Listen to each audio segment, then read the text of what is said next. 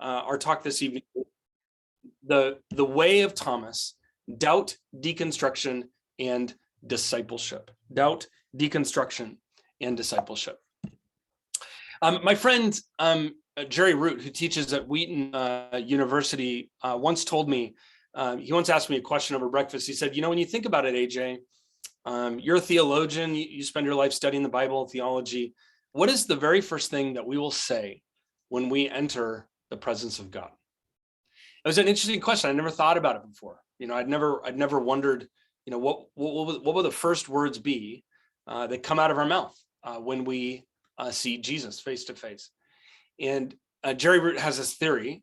Root, by the way, is one of the world's leading scholars on C.S. Lewis. He's friends with members of the Lewis family and written books on him, and absolutely brilliant mind and a total gift to all of us. I mean, go read all of his stuff. He's absolutely brilliant. But he said, the very first moment we enter heaven and we see heaven and God, and we see Jesus face to face. Root says the very first thing that will come out of our mouth is we will look around, and the first words we will say is oh. And what he was getting at here is at that moment, right, when we see God face to face, we will see everything as it is. And all the questions that we have will all be at that very moment, will all be utterly clarified. We will see God as he is, and we will be seen. And all of those percolating questions, those things that keep us up at night, they'll be clarified and we'll understand. But of course, until we get there, many of us know this to be true, that we've all got a lot of questions and a lot of doubts and a lot of things that we wrestle with. But that moment will be absolutely incredible. One of my favorite theologians, a guy named Karl Barth, he's very well known for having written probably the most dense theology in the history of the church. He wrote something like a 20 million page, not page, it felt like 20 million page, 20 million word volume called Church Dogmatics. I've attempted to read the thing. It makes almost no sense. But it's 20 million words. And at the end of his life, Karl Barth was talking about how after having spent his life studying Jesus, there will be a moment when he enters heaven and he will see God in his glory. And Barth has this famous line where he says, "In heaven, we shall know all that is necessary, and we shall not have to write down on paper or read more. Indeed, I shall be able to dump even my church dogmatics, over the growth of which the angels have long been amazed, on some heavenly floor as a pile of waste paper." And what Barth is saying here is he's saying at the moment, right, we see God, at the moment we see him face to face, all of our theology, all of our thoughts will be like waste paper on heaven's floor, because those theologies, those ideas will be nothing in the presence of God. We won't need theology more, because we'll see God face to face. One of my favorite authors is a woman named Madeleine L'Engle. She wrote a book called The Irrational Season, and she sums up what the Christian life is all about. She's talking about marriage, and she says, when you marry somebody, you really don't know who you're marrying until a few weeks or months after you've been married. You look at the person, like, what in the world did I do? And it takes a lifetime, right? In the words of Madeleine L'Engle, it takes a lifetime to learn somebody. It takes a lifetime to learn someone. None of us know somebody immediately. It takes a life to get to know somebody. And in a way, all these sort of introductory images, I'm sort of leading you in a direction here. And that is that before heaven, before we see Jesus face to face, we are all fumbling along, trying to experience and know and learn about God. But until then, it's a journey. It's a long journey. I met Jesus when I was 16 years old in my math class. I was not raised in the church. I wasn't raised in a Christian environment. And when I was 16 years old, I was in my math class in high school. And I overheard the two girls behind me arguing about when Jesus was coming back. They'd been reading this book called the Left Behind series. And I'd never heard about Jesus, really. I'd never thought about Jesus. And I went home and I read the Gospels, and I read the story of Jesus calling Matthew the tax collector. And I had a visceral, life-changing experience with the living Christ, with Jesus, that has utterly turned my life upside down. And I can say, since I was 16 years old, I'm 41. In fact, guys, I got news for you. This is how important this talk is. It's actually my birthday today. I'm 41 years old. That's how important being with you is. That's from 16 to 41. From 16 to 41. I have made mistake after mistake. I've learned about God and realized, oh my gosh, I was wrong, been off. It has taken a lifetime to learn about Jesus. And I'm only halfway there. And so I want to start by introducing you to a concept, okay? And again, we're going to talk about doubt and deconstruction before we look at the text. I want to introduce you to a concept that I've been working on for quite some time now, that is kind of the cornerstone of a lot of the work that I'm doing, which is, as an undergraduate professor, the majority of my work as a professor is working with students who come to university and have a ton of questions about God, the Bible, and faith. And they basically have had nobody to talk to about those questions. They've maybe watched some podcasts or read some videos or read some articles or watched some videos, YouTube clips. But by and large, my life has been devoted to helping students think through the questions that we have. So I want to introduce you to something called the theological journey. And here's the idea. The idea of the theological journey is this, is that just like Madeline L'Engle said, just like Karl Barth said, just like Jerry Root said at the very beginning, until we see God face to face, the Christian journey is exactly that. It's a journey. It's for all of us, the journey of learning about Jesus and growing in our understanding of God, it's a theological journey, right? It's an ongoing process, like being married, right? For 19 years, it's taken day after day after day of learning and growing and seeking to understand my wife, that I can be a good servant and husband, to be able to be, in this marriage. Well, likewise, in loving God, it takes a lifetime of getting to know Jesus. I'm not in the room, so I can't hear your response, but my gut would tell me that if you could answer this question, you would say, you would have a very specific response. If I said to you, how many of you believe exactly today in Jesus the exact same way you did 10 years ago? Then raise your hand. And my gut tells me very few of you would raise your hand. Because for all of us, there have been moments where we've realized, like, oh my gosh, there have been things I've been thinking about God that are totally not Jesus. That I've been thinking things about God that are totally not Bible. That you've had ideas and you go like, my goodness gracious. I mean, when I first married Quinn, I thought, I don't know why, but I thought her favorite dessert was banana cream pie. And so when my mom calls me and says, what should we have for your wife's birthday, her first birthday party with the family? What should we have? And I said, we should just have banana cream pie. Of course, Quinn, my wife, hates banana cream pie. She loves German chocolate cake, but I didn't know that. I was projecting onto my wife my favorite birthday cake or dessert, because it takes a lifetime to get to know somebody. I didn't know that she loved German chocolate cake. I know now. You don't make that mistake ever again, right? But it takes a lifetime to get to know somebody, and it takes a lifetime to get to know about God. The theological journey is this. It is a lifelong process by which the follower of Jesus matures or even devolves, goes backwards in their knowledge about the living God. It's the journey of learning about God.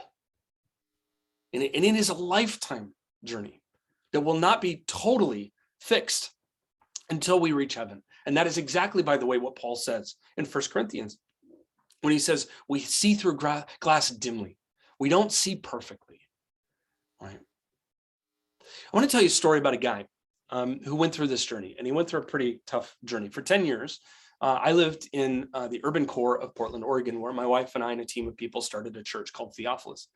It was an incredible 10 years of life, and loved the season that we got to be in Portland. Portland's a really funky city. If you've never been to Portland, there's really nothing quite like it. I hear there are some similarities between Madison and places like Portland and Berkeley and Austin. There's some similar cities, but Portland takes the cake. It is a very weird city. And when we planted this church, we decided, of course, to plant a church in this part of the city of Portland that was the weirdest part of the city of Portland, 97408, which is the kind of the most progressive secular part of the city. So we started this church, and about 5 years into the church plant, I get an email. And the email is from a young man named Phil. And Phil tells me a story. Phil had been raised in a conservative Christian, evangelical Christian home in Middle America, and had just gotten a tech job, and he was moving to Portland and wanted to be a part of the church. He had heard about our church, and a friend of his connected him somehow, way, shape, or form to our church. And so he emails and says, hey, I just moved to Portland. I'd love to go to coffee. Let's meet. I'm a pastor at the time, and I said, I'd love to. So we meet for coffee in my office. And he tells me a story. He is so excited to be in Portland. He's so excited about the donuts, the culture, the people. He's just jazzed to be there. And he wants to plug into the church. He wants to be part of the church. He wants to serve. He wants to be on the worship team. All this. I mean, he's so jazzed. He wants to be on mission. He wants to be in a small group. He is all in. And so I'm super jazzed and finding ways that we can connect with him. And we talk about how he can serve on the sound team and he could be a part of the team. And I remember just saying on that day, we're meeting for coffee. And I said, I'll see you on Sunday. He's so jazzed. He's coming to church. And Sunday comes, we say goodbye. Sunday comes and he comes to church. And I just began to notice after Sunday that Phil just sort of started to disappear a little bit. And he wasn't kind of coming back. I really didn't know if something had happened, but he just sort of went off into the night. And I'm a pastor, I'm busy, and if I'm candid with you, I just forgot about Phil, not because I wanted to, I'm just absent-minded. And I'm probably a better professor than I am a pastor. And so I say goodbye to Phil, and I just notice he doesn't come anymore. And a whole year goes by, and Phil essentially disappears. And I remember about 1 year later, I get this email, and it's Phil. It's almost a year later, and he says, hey, Pastor, I'd love to meet with you again. And I said, oh my goodness, I'd love to. It's been a year. Let's talk. I'd love to. So we set up an appointment, and he's in my office, same exact place. And we're sitting and having coffee, and I said, I haven't seen you for a year. How have you been? It's always awkward as a Christian when you ask people, where have you been? Why haven't you been to church? It's a great way to shame people into feeling great about themselves. And I said, so where have you been, man?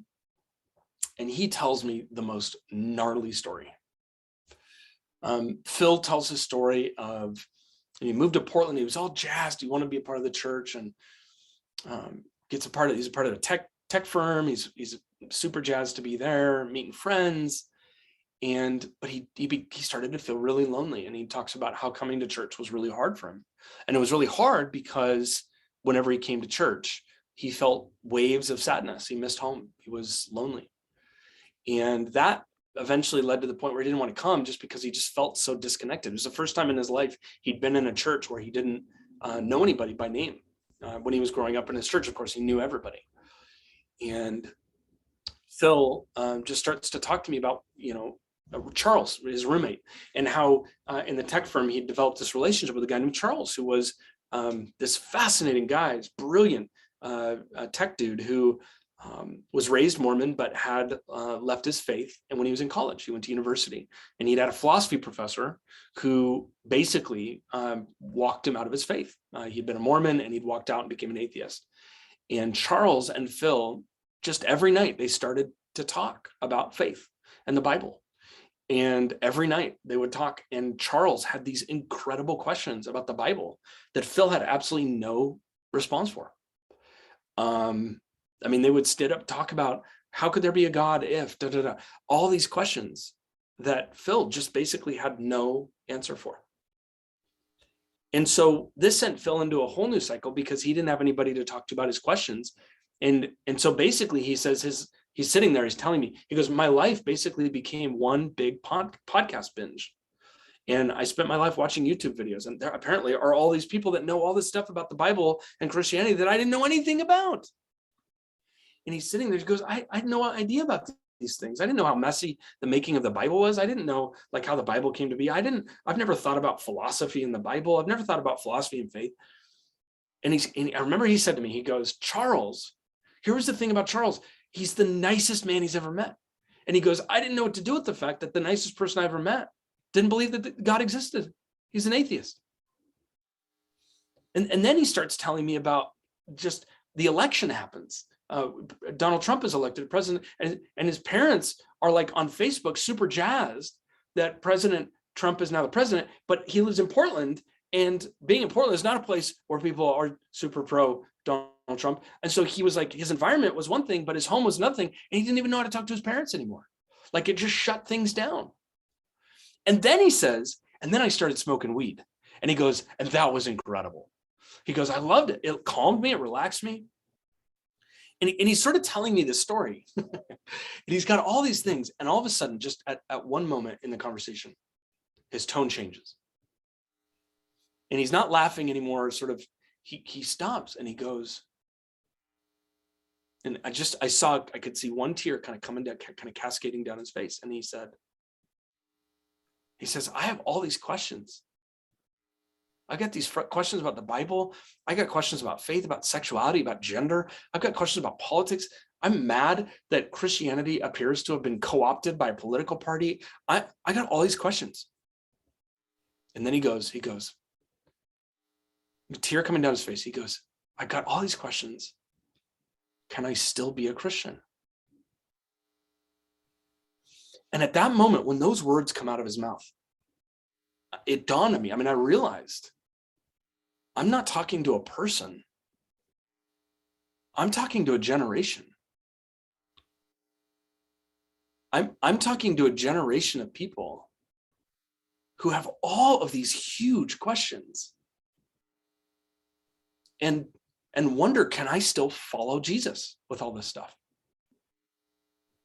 And I remember just sitting with Phil, and for the next hour, just like processing.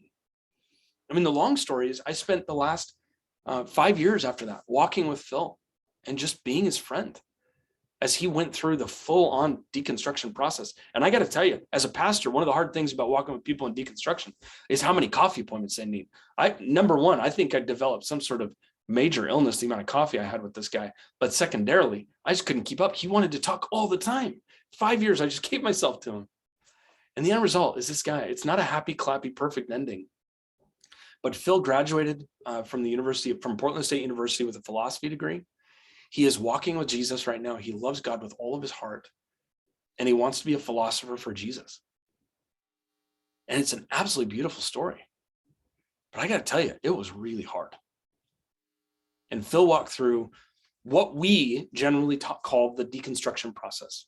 And it is this season of asking really big questions about your faith. And that is what I want to talk about for a few minutes.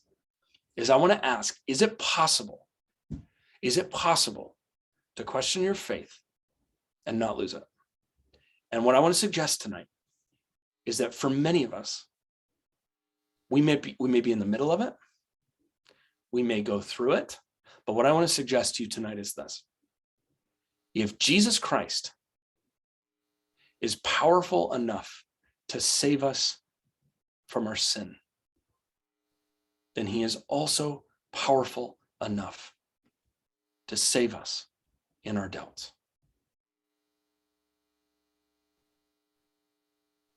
It turns out in the Bible that we have a story about somebody that walks through something like this. It's not the exact same. It's not perfect A for A, apple to apple delineation. And for any kind of theologian, Bible people in the room, you can poke some holes in making a connection between Phil and what I'm going to tell you. But I actually want to suggest to you that there is a biblical story about a man named Thomas that is eerily similar in scope to the story of Phil.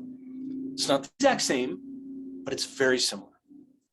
And it's a story of a man named Thomas. Now, I want to be careful. Some of you hear the name Thomas and you immediately call him Doubting Thomas. And I understand many of us have been raised in church environments where he's been called Doubting Thomas. The only problem with that is the Bible.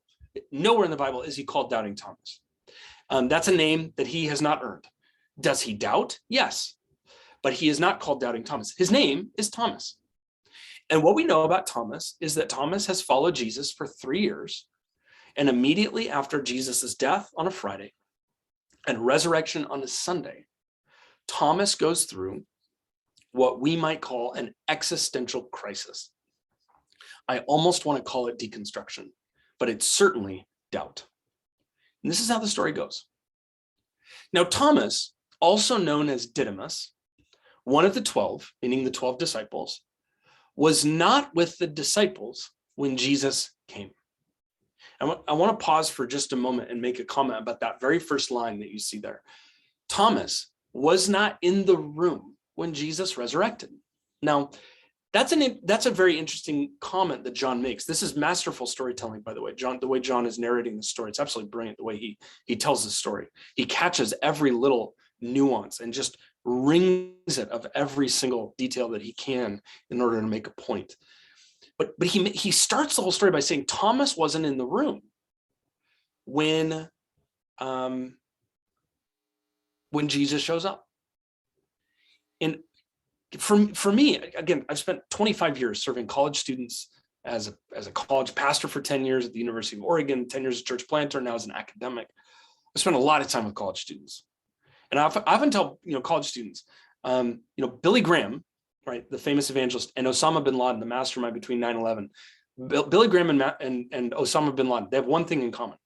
One thing in common. You know what it is? They both claim to have had their first major religious experience when they were freshmen in college. And as you can tell from both their stories, who you are becoming in college is a very big part of your story. What happens in college is very instrumental in the rest of your life. And I've spent a lot of time with college students, and I've just noticed that for a lot of college students who walk through doubt, or they go through the deconstruction experience, and I think this is universal, it's not just college students, but is that for many people who are going to walk through doubt and deconstruction, who are going to question their faith or begin to dismantle their faith, and to deconstruct Christianity or deconstruct faith means to question it, right? To sort of tear it apart and get it down to the basis, is that both of those experiences often have the same root experience. And the root experience is at some point along the way, feeling like you have missed out on something. And it could be a ton of things. For example, it could be you graduate from college and you didn't get married yet, and you feel like, oh my gosh, everybody else is getting married. It could be the experience of you get cancer, but nobody else does. It could be the experience of everybody else seems to be able to have babies, but you can't have babies. Whatever experience it is, it may be that other people seem to have, they get all the internships, they get all the money, they get all the opportunities, but you're not getting nothing. And I see that in Thomas's story, that's one of the core experiences that Thomas has. He wasn't there. You and I, we have a word for this, right? We call it FOMO, fear of missing out. Thomas wasn't there when Jesus showed up. And I'm totally convinced, I'm completely convinced that experience of not having been in the room has caused him to sort of pull back. He goes, well, I didn't get to experience that. And so he wasn't there, FOMO, he missed out. So the other disciples, we'll keep going. So the other disciples told Thomas, we have seen the Lord. And you've got to love the exclamation point. I mean, they're jazzed. Imagine the jealousy that Thomas is feeling. But Thomas said to them, unless I see nail marks in his hands and put my finger where the nails were and put my hands into his side, I will not believe. And when you read the commentaries on what's taking place in that one little verse there, what Thomas seems to be saying is he's now reframing his faith in such a way where he's saying, I'll believe as long as da, da, da, da, da. Right? He uses the word, unless I see the nail marks. He's putting, what's he doing? Translate that to our moment. He's putting contractual boundaries around what he's willing to believe in order to follow Jesus. In marriage, right? When you get married to somebody, you basically say to the person, you say, I do, which is your way of saying yes to all of you, right? Not just the parts that you like. And when you marry somebody, right, true marriage is loving somebody for who they are. It's not loving for somebody for what they give you. And when you marry somebody, you're all in. I mean, it's like I'm all in. But what we often do with Jesus is we don't say to Jesus, I'm all in no matter what. We do what Thomas does right here. We say, I'll be in as long as da, da, da, da, da. I'll be in as long as, unless I can touch your hands. If I can touch your hands, then I'll follow and believe. And what Thomas is doing here is he's putting contractual boundaries to what discipleship would look like. He was saying, I will follow you so long as I can touch your hands. I can touch your side. And we do that all the time. I will follow you, Jesus, as long as I get married by the time I'm 22. I will follow you, Jesus, as long as you get rid of my sexual desire that I've wrestled with since I was a teenager. God, I will love you and I will follow you as long as, and we put boundaries around Jesus. And friends, when we do that, that's not a marriage. That's not a marriage. What we're doing when we do that is it's a prenuptial agreement. It's saying, I will love you as long as ... Marriage is loving somebody for who they are. Thomas at this moment is saying, I'll love you if. I hear my students are awesome. At the end of every semester, I have 2 weeks where the students get to ask any question that they want, no holds barred, anything. And it's very common that I'll hear students say something like this: I could never believe in a God who, and then they'll fill it in with something they don't like. I could never believe in a God who thinks that way about salvation. I could never believe in a God who created hell. I could never believe in a God who thinks that way about sexuality or gender or something like that. I could never believe in a God who. And essentially what's happening is we're saying God will love you as long as you are like us. That's essentially what we're saying, is we're saying, God, we will love you as long as you're sensible to us and reasonable and you are what we want you to be. But that's not loving God. Loving God is loving God for who God is, not for who we want God to be. Reinhold Niebuhr, that famous theologian, says that's the perennial problem in the Christian faith, is that God maybe made us in his image. Maybe he did make us in his image, and he did. But the problem is God made us in his image. We're really good at returning the favor. We love God so long as God looks like us. What Thomas is doing here is he's putting parameters. He's saying, I will believe if. And for Thomas, it becomes a problem. So look at the way Jesus responds. Just vintage Jesus here. Just vintage Jesus. Look at the way Jesus responds. A week later, his disciples were in a house again, and Thomas was with them. Though the doors were locked. By the way, notice, where is Thomas now? Thomas is now among the disciples, and I can tell you exactly why. He missed the first time. He's not going to miss the second time. Jesus is resurrected. He's not going to miss again. Though the doors were locked, which is, by the way, again, sorry, all these comments. One of the greatest features of the resurrection body is that you can walk through walls. It's one of the absolute coolest features of the resurrection body, and we will get to walk through walls. If you're not excited about the new heaven and the new earth, you have not reflected enough on the walking through wall reality that will be yours in Christ.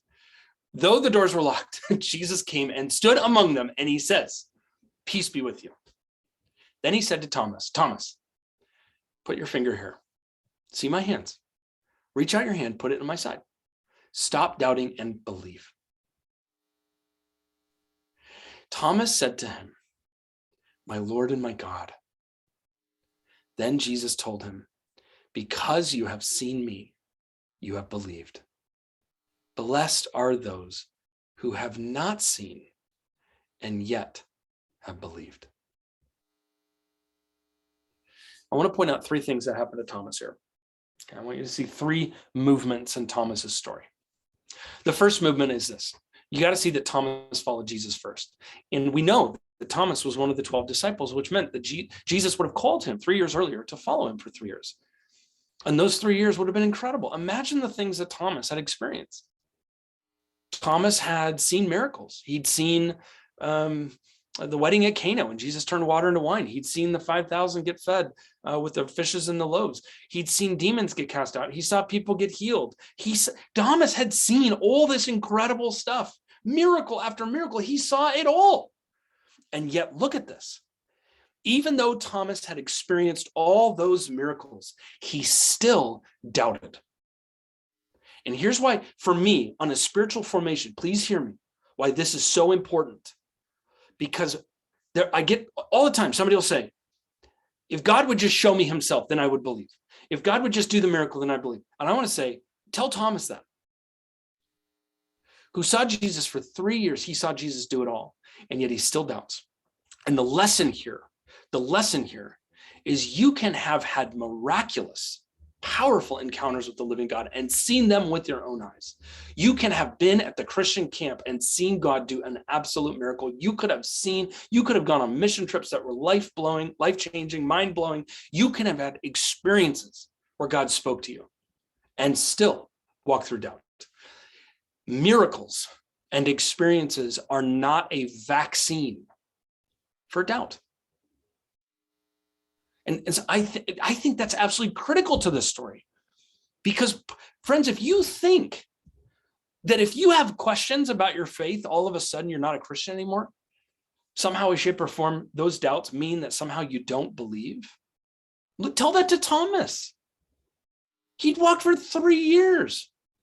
Now, here's what's interesting. Think about this. Judas Iscariot and Peter. Judas Iscariot and Peter. What do they both have in common? They both have one single thing in common, other than being disciples together. They have one thing in common. Both of them turned their back on Jesus.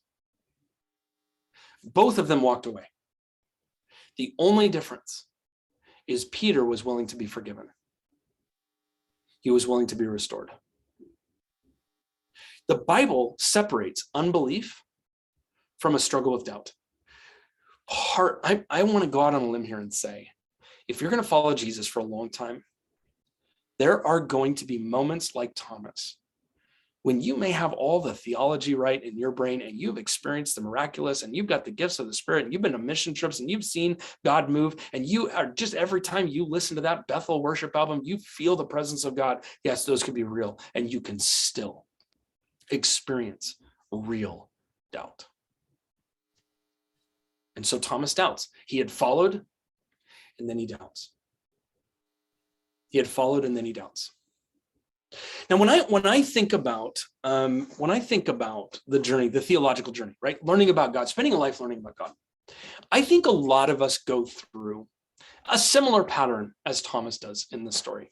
I like to talk about it this way: kind of 3 big stages in the Christian theological journey, and that is 3 kind of, I don't know, parts of the journey of following Jesus. I call them construction, deconstruction, and reconstruction. Let me just briefly explain what those mean. Construction are those early years when you learned about Jesus. Those were the first years that you became a follower of Jesus. That was your family of origin. This was the church that raised you. These are the people that handed you the faith. And that is a sacred thing, to be handed the faith. I remember when I first met Jesus and started going to a Baptist church in my hometown. When I first met Jesus, I started going to this conservative Baptist church. And I'm so grateful I went to this church, because they force-fed the Bible to me. They required me to share my faith. They taught me how to repent. They taught me about the Trinity. They gave me my first Bible. I'm so grateful to God for that community. And they were the ones that handed me my first iteration of faith. And I'm so, thank God for those people. The only problem was those same people that handed me all those beautiful first steps in the faith, they also handed me some stuff that wasn't that good. And I can tell you right now, yeah, they taught me about the Trinity. They taught me how to read my Bible. They taught me to memorize the Bible. They taught me how to repent, but they also handed me a very, very, very, very, very low view of women that essentially said that women were footnotes in the story of God. And I got to say, I'm so grateful for the people that handed me the faith, but I, at some point, had to wake up to the fact that I had been handed some ideas about Jesus that were not biblical at all. And so for some of us, for many of us, that's going to lead to what we call deconstruction. And deconstruction is a period of time where either we intentionally or unintentionally begin to undo some of the things that we've believed. Now, let me use an illustration here. In one of Eugene Peterson, God rest his soul, one of Eugene Peterson's books, he talks about how when you go to the hospital, you go to the hospital to get well, right? You go to the hospital to get healthy. Well, what happens when you go to the hospital? We all know this year because it's the last couple of years because of COVID. What happens when you go to the hospital? Well, you go to get healthy, but sometimes when you go to the hospital, guess what happens? You get sick at the hospital. And it turns out there's a whole set of diseases that you get just in the hospital. You know what they're called? Iatrogenic diseases. They are diseases you get when you are trying to get healthy in the hospital. And I'm going to tell you, no matter how awesome your church is, no matter how awesome your family of origin is, no matter how awesome Upper House is, no matter how awesome Crew is where you're at, no matter how awesome the churches in Madison are, no matter how awesome these things are, I can all but guarantee you that the same people that handed you a beautiful faith also gave you some stuff that wasn't Jesus-y. And I think part of following Jesus is actually recognizing the things that we believed that have nothing to do with Jesus. There's a whole debate right now about this word deconstruction. Is it good? Is it bad? Is it good? Is it bad? And I got to tell you, it's exhausting having these conversations with people on Twitter, because it's just a firestorm of asininity and stupidity in almost all its forms. It is so challenging to have these conversations. But on one hand, you've got people that say deconstruction is always bad. It's always bad, and it's a slippery slope, and it leads to horrible things. And you got this other side that says you've got to deconstruct. You got to pull the Christian faith apart because it's oppressive and wrong and stuck in the 2nd century. You got these two like wild, insanely wild sides, and both of them miss the point. Because sometimes, friends, here's what I'm trying to say. Sometimes when we undo bad ideas about God, it actually opens us up to experience God in a deeper way. We have a word for that. It's called repentance. Literally in Greek, metanoia, to change your mind. The word metanoia means to change your mind. There is no religion in the world that is as affirming of the idea of sanctifying your ideas and intellect than Christianity. There have been so many moments I could tell you 100 right now, moments where I realized something I thought was antithetical to the way of Jesus. And so if somebody says, is deconstruction good or bad? Well, my answer is it's complicated. It's complicated. And here's why it's complicated. Because when I'm sitting in my office, I'm in my office right now, and I got a couch over here where I have office hours. When I got students who come into my office who were raised in church environments in which they were given an oppressive, non-biblical vision of Jesus. And they're sitting there saying, I want to love God, but I've got some ideas in my head that are wrong. And when they're saying that, that is good deconstruction. Because to undo false ideas, we have a word for that. It's repentance. And I got to tell you, a lot of my students are not deconstructing the gospel or Jesus. They are deconstructing bad theology. And when you deconstruct bad theology, you are just making the way for the Holy Spirit to renew your heart and your soul. Go read 2 Corinthians when Paul talks about chapter 7 and 8. He says, we do spiritual warfare by dealing with the stronghold of what is up here. And it's a wild thing to think about, that spiritual warfare has something to do with the brain. It has a ton to do with the brain, because the ideas that we have in our brain really do affect us. Is deconstruction good or bad? Well, I would say sometimes it's really, really good. If the ideas that we believe are not Jesus and not Bible, they need to be deconstructed. I mean, for heaven's sake, Jesus deconstructed. When Jesus is with the religious leaders and he's like, you have heard it said, da, da, da, da. But I say to you, da, da, da, da. I'm doing my best rabbi impersonation here. That, my friend, is deconstruction. He is deconstructing bad religious ideas and proclaiming that he is the truth. Martin Luther, the founder of the Protestant Reformation, deconstructed elements of the faith tradition he'd been raised in order to present the gospel in a new and fresh way. Deconstruction can be so healthy, but unfortunately, it can also be really damaging and very distorting. Because truthfully, for a lot of my students, if I'm candid with you, some of my students do come into my office and they're going through deconstruction because they've got bad ideas in their brain about Jesus that need to be undone. But a lot of my students are deconstructing not because they want to follow God, but they're deconstructing the faith they were handed. Because really, at the end of the day, and if I hurt your feelings, I'm sorry. I don't live in Madison, so you can't get mad at me. I'm not going to be face to face with you. I live in Oregon, so you're going to have to fly all the way out here to tell me I'm wrong. But a lot of my students are not deconstructing because they want to love God. A lot of my students are deconstructing because really, at the end of the day, they want to sleep with who they want to sleep with. And they don't want to have a God that tells them how to live their life. And I got to tell you, I walk with both those students, but that is a very dark journey to say, I'm tired of having a God that tells me how to live. That is, by the way, the exact same thing that the man and the woman fell for in Garden of Eden. God, we want what the serpent says and what we say over you. And both are very dangerous. That's a very dangerous approach. The truth is, deconstruction, though, is not the end. There's a third part of this journey that we call reconstruction. And I love that you guys are going to be talking about this. You're having a group to talk about this. Reconstruction is when you come back to the faith. It's the prodigal returning home. And for so many people that are going through deconstruction, they assume that's the end of the story. And it's not the end of the story. It is not the end of the story. In fact, sometimes the reconstruction journey is the most life-giving journey because it's the story of having wandered off to a distant land and realizing life sucks without God. It really does. I spent the first 16 years of my life every night putting my head on my pillow, wondering if there was a God who loved me and cared for me when my father had left and my mom was a single mom trying to parent me. And I'm telling you right now, I have lived my life without God and I have lived life with God. And life is so much better with God. In that moment of coming back, I was just meeting this last week with a woman who is going through the reconstruction journey, and she's coming back to her faith with such joy and open-handedness. She's returning to her first love. She's Peter coming back to Jesus. She's Thomas worshiping.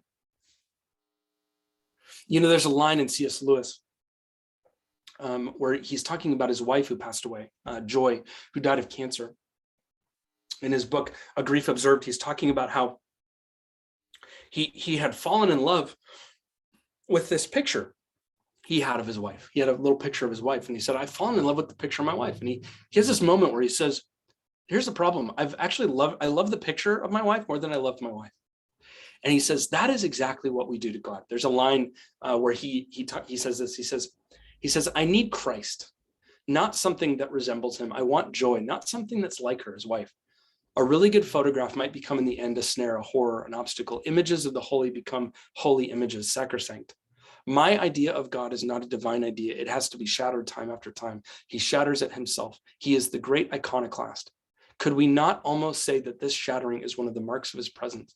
The incarnation is the supreme example. It leaves all previous ideas in the Messiah in ruins. And what Lewis is saying here, I mean, we're talking about deconstruction, good or bad. What Lewis is saying here is actually one of the marks of truly following Jesus is from time to time, Jesus comes along and he shatters everything that you think in order to get your heart. That it's a mark of his presence. Sometimes we need to go through deconstruction because the image that we've had of Jesus isn't about Jesus. The third thing that happens to Thomas is he returns to Jesus. Actually, to me, more theologically accurate, Jesus returns to Thomas. And you gotta look at how he does it. Look at these details. I mean, this is just astounding to me. First thing, a week later, his disciples were in the house. You gotta just love Jesus for his timing, because he doesn't rush off to fix Thomas's doubt. There's a line in Dallas Willard where he says, sometimes when you look at the Lazarus story, right? When Jesus finds out Lazarus has died, he waits a whole week before he goes and shows up to Lazarus's home where his friend has died. And there's a part in Dallas Willard where he says, from time to time, Jesus lets us stew. I love that word, stew. He lets us stew in our struggles. And he says this because sometimes in stewing over our struggles, our doubts, our problems, our issues, our questions, sometimes in stewing, it makes us deeper people. It kills me right now. This is just in general, this kill me is, even 20 years ago when I was a kid, if I was in college and I had like some theological question, right? I had some big question about God. Right? If I had some question about sexuality or something like that, when I was in college, what you'd have to do is crazy. This is a different world. You have to do? It's crazy. If you had a question about God, you'd have to pray. You'd have to read your Bible. You'd have to talk to people in your church, right? You'd have to go to your John MacArthur study Bible. You'd have to do some research. We didn't have Bible Project videos to fix everything for us. You just had to struggle with it. And now I'm going to tell you right now, you know who pastors more people in America right now than anybody else? The biggest name pastor that nobody knows about, who pastors more people than anybody in America right now. You know who it is? It's Siri. We live in a moment where when people have questions and doubts, we can find immediate answers. We can go to the podcast, we can watch the video, and here's the problem with that, is finding immediate answers doesn't require us to struggle at all. And I'm going to go out on a limb here and say, if you never had to struggle through a question, then you're not ready for an answer, because it creates character to receive an answer. The struggle is important, and Jesus knows it. He waits a whole week. And then when he does come, look at this. He lets Thomas touch him. I'm struck. What does Jesus not do to fix Thomas's doubt? He doesn't give him a YouTube clip. He doesn't give him a Gospel Coalition article. He doesn't give him the latest N.T. Wright book. He gives him himself, his body. He touches him. He lets Thomas touch him. Now, I've walked with probably 100 people who've walked through deconstruction. Some of you are like, wow, maybe you're the problem. I'm not the problem. I just work with a lot of college students. Okay, so back off. I've worked with a lot of college students. And I will say across the board that when someone is walking through deconstruction, they are not looking for an answer. They are looking for a friend. They're looking for somebody to be in the hole with them. Jesus models it. He lets him touch him. He doesn't have the 10-pointed thing on the 10 reasons why you should believe in the resurrection because of apologetics. And we've read the Wayne Grudem, Norm Geisler book on the topic, and we got the 10 reasons. He doesn't have an argument. He doesn't have an argument for the resurrection. He is the resurrection. And he lets Thomas touch him. You want to be a friend to somebody who's going through deconstruction? Let him hang out with you a lot. And let him ask questions without you being offended that they have questions. Practice what my counselor calls containment. When somebody brings up an issue, don't take it personally that they're struggling. Let them struggle and be with you. Earn the right to be heard. When my son, who's 10 years old, asks a question, we just gave him the birds and the bee talk a couple of weeks ago. It's a whole new world for my 10-year-old son. And when he talks about questions about sex and all this, when he brings it up with me, my first response is never the answer. My first response is always, Elliot, that is a great question, because I want him to know I relationally can handle his struggle, his question, his doubt. I'm the safest person. If he can't bring his question to me as his dad, then he'll take it somewhere. And I'm going to say, I would rather him bring it to the church and to his dad than to YouTube or TikTok. And then Thomas says, my Lord and my God. I love his response is he worships. He calls him God. And you just got to love the Jesus. He doesn't stop him. He doesn't say, whoa, my Lord and my God. You're taking it a little far. I'm just a good teacher. No, he lets him worship. Why? Because Jesus isn't a good teacher. He is God in the flesh. And then he says, blessed are those who have not seen and yet have believed. You know, in a movie, I think it's called Breaking the Second Wall or Breaking the Third Wall. I never remember the right one, but it's the moment when an actor looks at the camera when you're not supposed to. What is Jesus going? He's breaking the third wall. Jesus is turning towards the camera and he's looking at you at the end of this. And he's going, blessed are those who have seen. Thomas has seen. But blessed are you who haven't seen and yet believe. In the end of the story, it's not written into John because it wouldn't have happened yet. But guess what happens after this story? You know what Thomas does? Thomas, of all things, Thomas goes to India. India. If you have ever met an Indian Christian with the last name Thomas, I personally have 3 friends who are Indian Christians with the last name Thomas. Do you know why there are millions of Indian Thomas Christians? Because Thomas went to India as a missionary and he started the first church in India. And there is a witnessing Christian community of 2,000 years who is still witnessing today in India because of Thomas's faithfulness. And the point of this story is we have got to stop seeing people who are struggling with doubt as problems. They are our future missionaries. And if you for 1 minute think your struggle with doubt is the end of your story, read this story over and over and over again. Because the one who doubts the most is the one who is sent to do the greatest work. You may be wrestling, and I hope you wrestle with questions and struggle and doubt. I don't want you to doubt, but when you do, you need to remember you serve a God who can save you from sin, and he is with you in your doubt.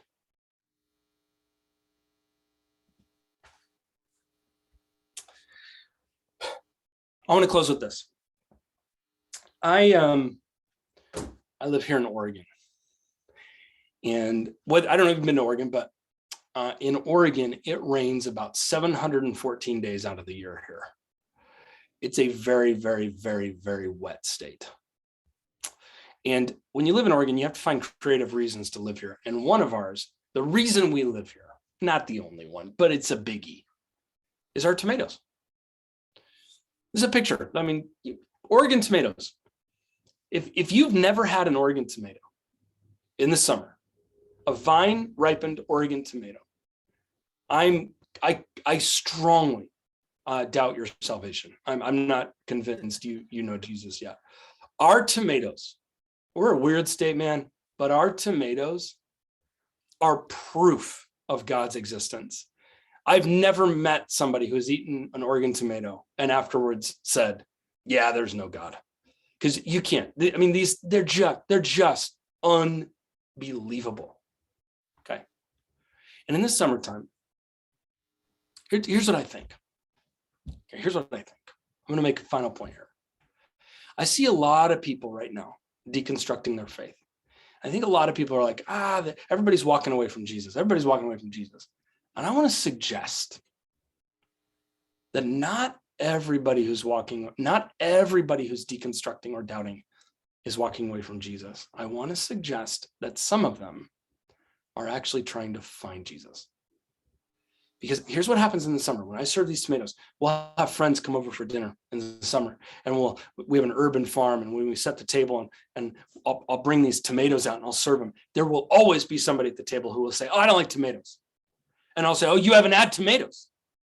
And I'll take the tomato and I will serve them, and I will require them to eat, and they will eat the Oregon tomato. And then they will always say something like this: this is a tomato? And I'll say, that's a tomato.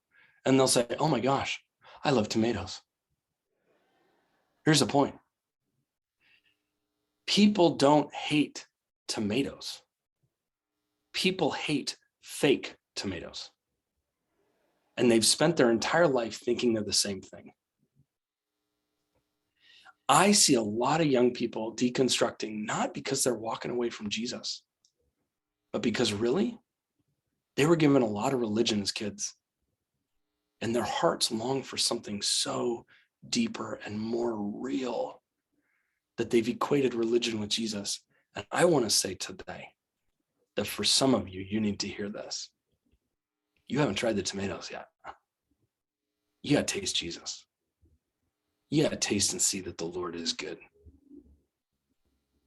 So the good news in all this thing, this whole conversation, is it really does reveal what we're hungry for. And if you are hungry for life, you find it in Jesus. I invite you, taste and see. Taste and see.